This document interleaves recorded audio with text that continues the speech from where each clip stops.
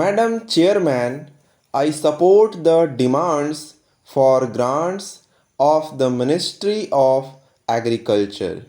Para, during the last 65 years, the country has made tremendous progress in the field of agriculture and irrigation. The first Prime Minister of our country, late Sri Jawaharlal Nehru, had given top priority to agriculture, and it was his endeavor to make the country self-reliant in the matter of food grains. It was for this reason that several dams and several projects were set up in the country. Para, due to the efforts of the Congress government, today our country is self-reliant in the matter of food grains. You are aware that the farmer is the backbone of the country, but he is neglected by both the state and the central governments regarding remunerative prices. It is true that the farmer has no association or trade union spirit, and the agricultural sector is an unorganized sector. The position of the farmer is very miserable, and it is true that the farmer is born in debt, lives in debt, and dies in debt. The government has withdrawn the subsidy on fertilizers and pesticides, and the government has also removed the control on their prices. Para, the prices of fertilizers and pesticides have gone up abnormally, and the cost of labor and cultivation has also gone up abnormally. The price of groundnut has fallen down to rupees 700 from rupees 1200. The price of sunflower has fallen down to rupees 800 from rupees 1000, and the price of cotton has also fallen down to rupees 800 from rupees 1500. The farmers are finding it very difficult to dispose of their stocks even at the prevailing prices, and the crop produced is lying for want of purchase at the remunerative price. Para, therefore, the farmers are very much agitated, and they held dharnas and hartals. Farmers have borrowed loan from banks and money lenders who are putting a lot of pressure on the farmers for the repayment of loans.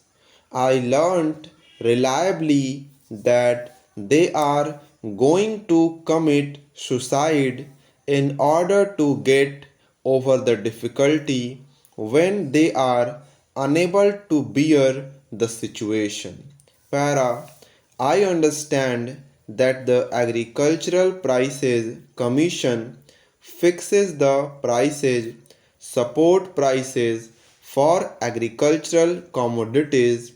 I think that the APC members have no knowledge of agriculture and agricultural commodities. The APC has fixed the support price of groundnut at rupees 750 per quintal and of sunflower at rupees 800 per quintal. The cost of production of groundnut is double than the cost of sunflower seeds, whereas the APC has fixed the support price of sunflower at rupees 800 per quintal, much more than the groundnut seeds, which shows their ignorance. It clearly shows that they do not have any idea about the cost of production of each crop.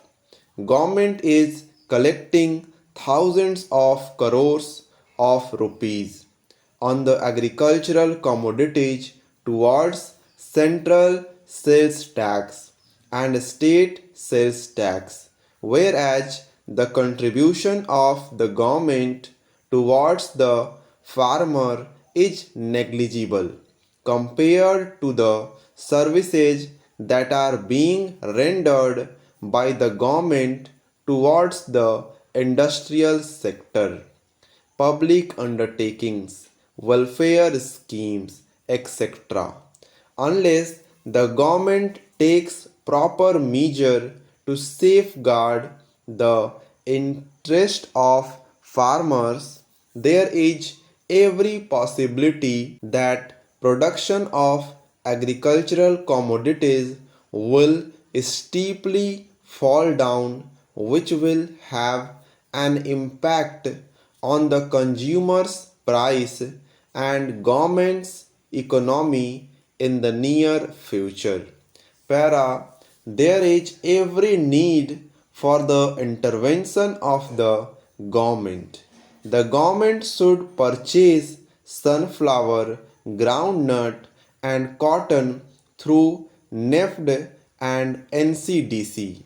The remunerative price of rupees 1200 for groundnut, rupees 1000 for sunflower, and rupees 1500 for cotton should be announced.